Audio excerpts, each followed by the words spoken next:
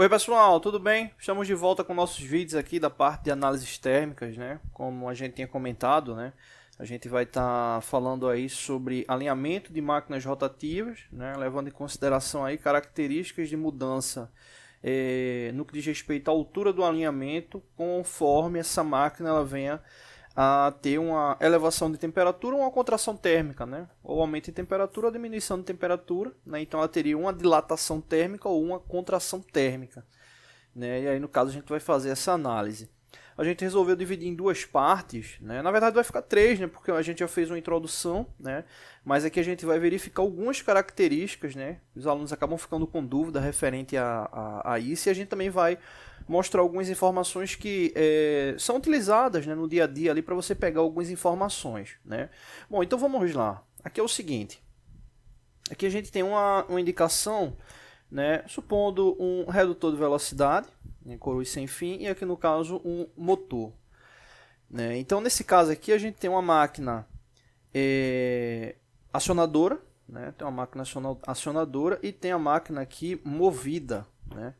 Então o motor ele vai estar transmitindo a rotação para o redutor de velocidade, né? Então isso aí é importante, né, levando em consideração a característica da montagem da fórmula, e eu vou explicar o porquê também dessa necessidade, né? Bom, então dois equipamentos que precisam ser alinhados, né? Aí vem o primeiro detalhe, que é o seguinte: para essa análise a gente precisa tomar como referência a base de apoio, né? Na verdade é a altura, né? A altura do mecanismo, né? Mas aí a gente toma como referência ali a base de apoio, né? Onde ele vai estar ali como referência de apoio, e a altura tomando como base o centro do eixo, né? Então a gente precisa dessa altura aqui, da base, né, do apoio dele até o centro do eixo, né? Nesse caso aqui do motor, a base de apoio dele real, ou seja, ligada à carcaça, né? Algumas pessoas se confundem nessa análise e tomam como referência, né, o apoio também, sem fazer parte do mecanismo, né? Nesse caso aí, sem fazer parte do motor, né? Até coloquei aqui um ressalto para exemplificar isso, né? Então algumas pessoas levam em consideração também esse elemento. Só que isso aí é relativamente errado, porque a dilatação, obviamente levando em consideração a temperatura, ela vai ocorrer em todos os mecanismos, né, que estão ali associados ao funcionamento. Beleza, então isso aí é um ponto interessante. Só que no caso aqui da base, por mais que, exemplo, você venha a ter um aumento de temperatura ambiente, né, devido ao ciclo de fabricação de uma determinada empresa, a gente tem que levar em consideração que esse elemento aqui, esse apoio externo, né, ele vai ter aí uma dilatação proporcional. Beleza. Então, por ter essa dilatação proporcional, ele não vai interferir no ciclo de alinhamento entre a máquina que vai ser acionada e a máquina movida, né? Já que ele vai estar proporcional, obviamente, se os dois estiverem ali na mesma base de apoio, né? Então isso aí não vai ter importância. Então o que interessa para a gente é a base ali da máquina em si, né? O apoio dela, ou seja, a altura dela, tomando como referência a base de apoio até o centro do eixo, que é onde vai estar a transmissão. Então aqui é a primeira característica que nos interessa, que no caso seriam essas duas alturas, né? Vou colocar aqui como H, né? Então seria essa altura do redutor, né, e a altura aqui do motor, tomando como referência o eixo ali de acionamento. Beleza. Aí uma coisa que gera bastante dúvida entre os estudantes, né? E poxa, como é que eu vou estar comparando, né, um elemento, exemplo, como esse aí, que está bem visível na diferença de altura, né, do motor em relação aqui ao redutor? O que acontece é o seguinte: basicamente nesse cálculo que a gente faz uma análise da variação da dilatação linear do elemento 1, vamos chamar aqui da máquina que vai ser acionada, e do elemento 2, que vai ser a máquina movida. E aí a comparação é com base no centro, né? Ou seja, no alinhamento de centro dos eixos, né? Então os eixos é como se a referência ela fosse o centro dos eixos. Então, com base no cálculo, que eu vou explicar como faz, a gente vai saber se eles precisam ficar alinhados, se eles precisam ficar desalinhados. Ficando desalinhados, existem duas condições. Ou a máquina movida ela vai ficar abaixo da linha de centro, ou a máquina movida ela vai ficar acima da linha de centro, né? Então, basicamente, são essas três condições. Obviamente, as condições mais comuns é o desalinhamento proporcional. Ou a máquina acionadora, a máquina motriz, né, a máquina motora, ela vai ficar acima ou abaixo da linha de centro, né? Então, tem essa relação aí de condição, né? Então, basicamente, a referência ao centro, né? Então, essa altura em si, ela não, muitas vezes no visual parece impactar, mas no cálculo em si ela acaba não tendo impacto, porque a referência ali é o centro. Porque quando a gente realiza o cálculo, exemplo, vamos supor que a gente calculou e encontrou, né, o ΔH, né, o ΔH, que eu vou explicar depois o que é, deu um ΔH de 0,2, o 0,025, né, a unidade em milímetro. Ou seja, 25 milésimos de milímetro, positivo. O valor positivo indica o seguinte: o motor, né, a máquina motriz aqui, ela vai ficar 25 milésimos abaixo do redutor de velocidade. Se essa variação ela tiver dentro da tolerância, levando em consideração, exemplo, acoplamento que vai ser utilizado, né, você não precisa nem se preocupar tanto com isso, né, porque aí no caso seria um desalinhamento dentro da faixa de tolerância, né. Mas aí a indicação é que o eixo, né, da máquina motriz ela fique 25 milésimos abaixo, porque quando eles atingirem um pico de temperatura de funcionamento, eles vão ter a tendência a alinhar. Beleza, então aí é uma característica que a gente precisa ter como referência, né, no que diz respeito a esse ciclo de execução, a altura, que é algo relativamente simples de você medir. Beleza, a altura. Outra característica que a gente precisa, obviamente, é a temperatura ambiente, né? A temperatura ambiente, que seria, nesse caso aí, a temperatura que você está realizando o alinhamento. Por quê? É um alinhamento a frio, que ele vai atingir seu ápice quando as máquinas estiverem em pleno funcionamento, né? Então, você vai estar fazendo um alinhamento ali na temperatura ambiente, então você precisa saber essa temperatura, que seria a temperatura, nesse caso aí, a temperatura inicial. E com base nessa temperatura inicial, seria a referência aí para o cálculo para saber, né, o quanto é que vai ter de variação de cada mecanismo, né? Nesse caso aí levando em consideração o redutor e o motor, obviamente. Beleza. Tirando a temperatura inicial, aí vem dois pontos importantes, né, que é a temperatura final e o coeficiente de dilatação, que aí no caso são os mais complexos de você ter assertividade na execução. Vou apagar aqui para a gente falar sobre isso. Então, os dois pontos que a gente precisa inicialmente, temperatura inicial e a altura ali de base e centro de cada máquina. Beleza. E aí entra, vou até colocar aqui a fórmula para a gente saber os elementos, né? A gente está querendo calcular a distância ali da altura de centro, né? Seria esse ΔH. Então, a gente vai precisar do coeficiente de dilatação da máquina acionadora, a altura dessa máquina acionadora, com base no centro que eu informei agora há pouco, e a variação de temperatura da máquina acionadora, e a gente precisa desses mesmos dados da máquina motriz, né? No caso, a máquina motriz não, desculpa, a máquina que vai ser movimentada. Aqui a gente tem a máquina acionadora e aqui a movimentada, que vai sofrer o movimento, beleza? Então, nesse caso aqui, exemplo para a nossa análise aqui, essa aqui seria o motor, né? Seriam as informações aqui do motor, e esse outro aqui referente às informações do redutor, que é o que vai estar sofrendo lá o movimento, seja a máquina movida. Beleza, então vamos falar aí da questão do coeficiente de dilatação, né, e temperatura final. Vamos falar da temperatura final, que é até mais tranquilo, né, né? Inclusive, vou até dar um zoom aqui na placa aqui de identificação do motor. Tem algumas características que vão ser base para alguns vídeos que a gente vai estar fazendo aí no decorrer dessa próxima semana, ligado à identificação dessas placas, né? Aqui no caso indicando o motor trifásico, né, 0,75 kW, né, ou 1 HP, 1 CV. Beleza, tem algumas características aqui ligadas à temperatura, né, bem importante, né?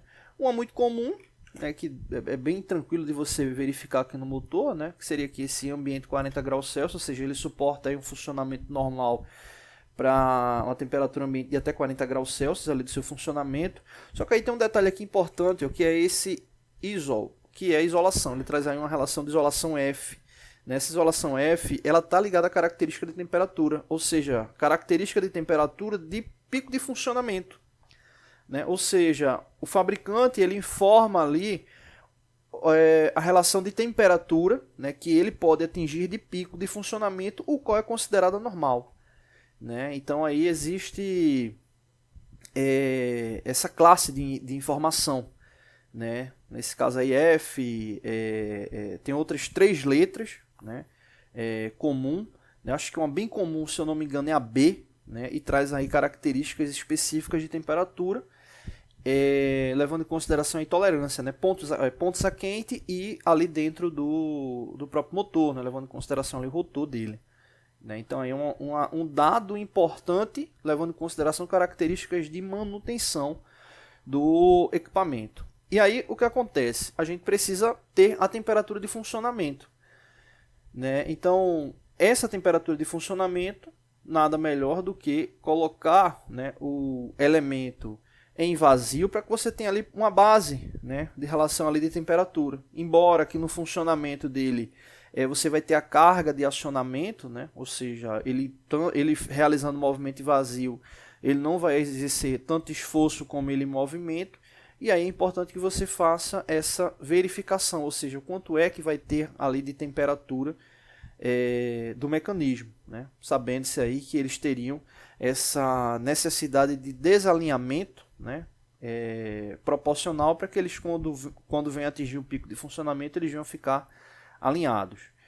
Beleza, então entra essa característica importantíssima que é a temperatura de funcionamento. Então nesse caso eu preciso da temperatura da máquina que vai ser a movimentada, né?